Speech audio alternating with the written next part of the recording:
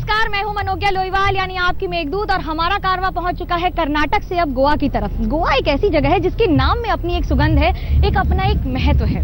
लेकिन मजेदार बात यह है कि यहाँ पर दिन में जितनी रौनक होती है उससे कई गुना ज्यादा रौनक होती है रात में। और हम आपको बताएंगे कि आखिरकार बरसात का मौसम कैसे खास है गोवा में। काले मेघों के साथ कदम ताल करता हुआ मेघदूत का सफर आज पहुंचा है गोवा। अपनी प्राकृतिक खूबसूरती के लिए मशहूर गोवा में लोग मानसून का बेसब्री से इंतजार कर रहे हैं। केरल से चला मानसून कर्नाटक को भिगोने के बाद थोड़ा सुस्त हुआ है। मौसम विभाग का अनुमान है कि अगले 72 घंटों में दक्षिण भारत में मानसूनी हवाएं तेजी से आगे बढ़ेंगी। गोवा के साथ साथ दक्षिण मध्य महाराष्ट्र और मराठवाड़ा, तेलंगाना और आंध्र प्रदेश में बारिश हो सकती है। इसी के साथ ओडिशा, पश्चिम बंगाल, झारखंड और बिहार में मानसून दस्तक दे सकता है। मानसून की चाल को पढ़ने के लिए मौसम विभाग सुपर कंप्यूटर परम की लगातार मदद ले रहा है।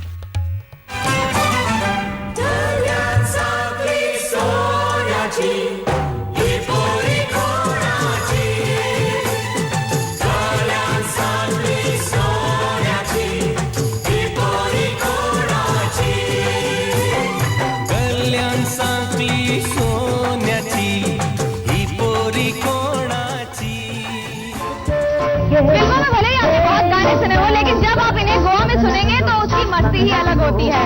भले ही वो सी बीच के पास हो या फिर किसी होटल या रेस्टोरेंट में हो, लेकिन इन गानों में जो धुन होती है वो अपने आप आपको नाचने पर मजबूर कर देगी।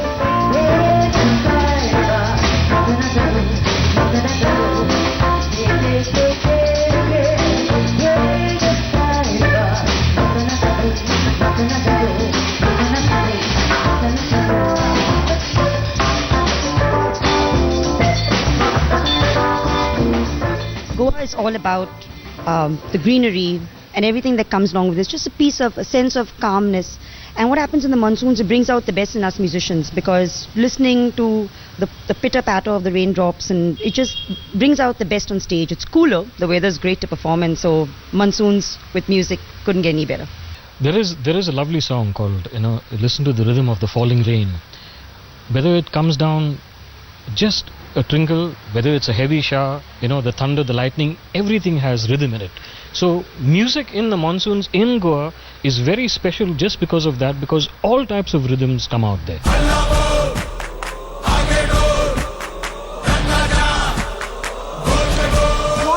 खेल खेल में ही खेल हो जाता है, और जब बात खेल की हो तो गोवा में क्रिकेट नहीं होता है, फुटबॉल होता है।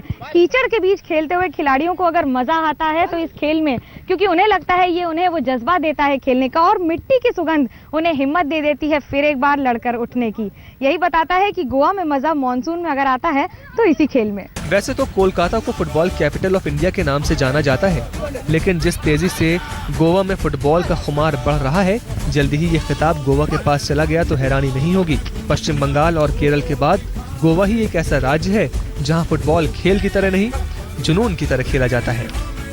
Playing in Goa is, especially in monsoon, it's an awesome feeling because this is the time that people we love to get on the fields and get the sliding tackles on the opponents, and this is the beautiful weather to play as well. For Boras, it's totally different.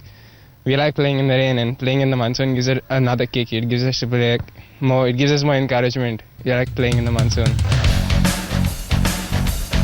Football की शुरुआत गोवा में 1883 में हुई, जब एक Irish पादरी father William ने football को क्रिश्चियन करिकुलम का हिस्सा बनाया।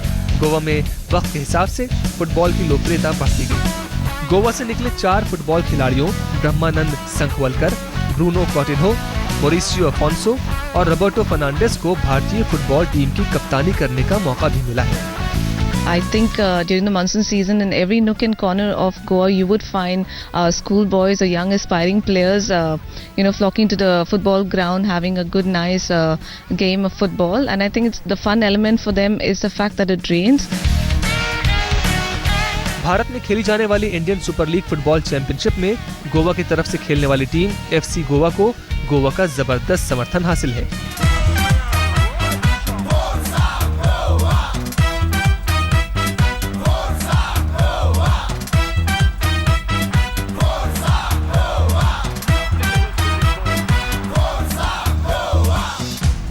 चाहे आसमान से गिरती हल्की फुहारों में गेंद के पीछे दौड़ना हो या फिर जमीन पर पड़े पानी में छपाछप फुटबॉल पर किक मारनी हो, फुटबॉल एक ऐसा खेल है जिसको खेलने का असली मजा तो झमाझम बारिश में ही आता है।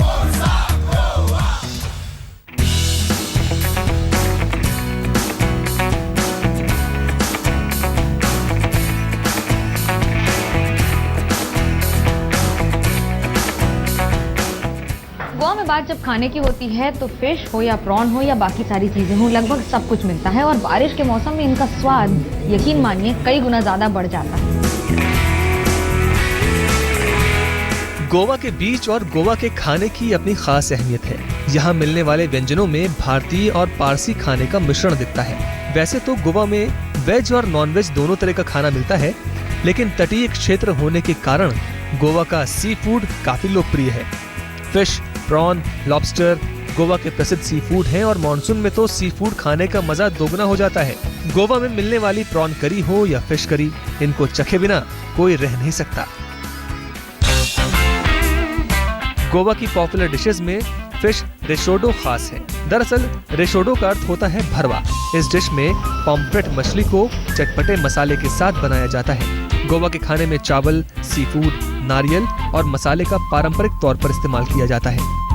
Since it's raining, there is a change of taste in water, and that is why, depending on the catch, also it changes. All right. So crab and murdashi, it's a local fish, and the prawns, it's a catch of the season, catch of the day. And this is bendi fry, and this is stuffed brinjal, and this is veg zapoti. This is three dishes of veg which we eat, which is specially done for monsoon time. Goa में sea food के साथ यहाँ मिलने वाले नारियल पानी को पीने का मजा भी अनोखा ही है। गोवा में नारियल की फसल बड़े पैमाने पर होती है, इसलिए यहाँ मिलने वाला नारियल पानी ताज़ा और स्वादिष्ट होता है। इतना ही नहीं, यहाँ नारियल के तेल को खाना बनाने में भी इस्तेमाल किया जाता है।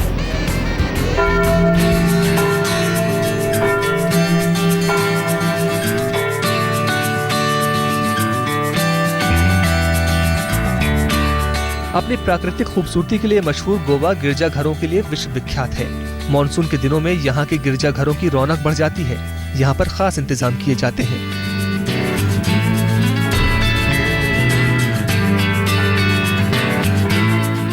गोवा पर पुर्तगालियों ने करीब 400 सालों तक राज किया था, लिहाजा यहाँ की संस्कृति के साथ साथ गिरजाघरों पर पुर्तगाली संस्कृति की छाप भी साफ नजर आती है।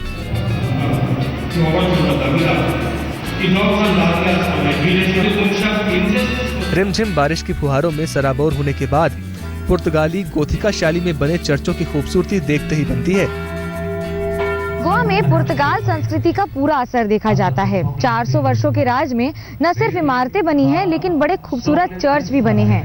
महत्वपूर्ण बात यह है कि भले ही धूप हो या बारिश, जो मास अटेंड करने आते हैं यानी सामूहिक प्रार्थना हर रविवार को, वो किसी हाल नहीं टूटती है, भले ही बारिश कितनी भी तेज हो जाए। गोवा का चर्च ऑफ सेंट फ्रांसिस पर पूरी तरह से समर्पित है। यहाँ पर लकड़ी के ऊपर उकेरी गई कलाकृतियाँ पूरी दुनिया में मशहूर हैं। गोवा का Basilica of Bom Jesus church भी विश्व विख्यात है। 4 सदियों से सुरक्षित प्रसिद्ध संत फ्रांसिस जेवियर का शव इसी गिरजाघर में रखा गया है। 1605 में बने इस चर्च में संत फ्रांसिस जेवियर की जिंदगी से जुड़ी बातों को तस्वीरों के जरिए दिखाया गया है। इतिहासकारों के मुताबिक पुराने गोवा के ज्यादातर गिरजाघर 16वीं सदी में बनाए गए थे।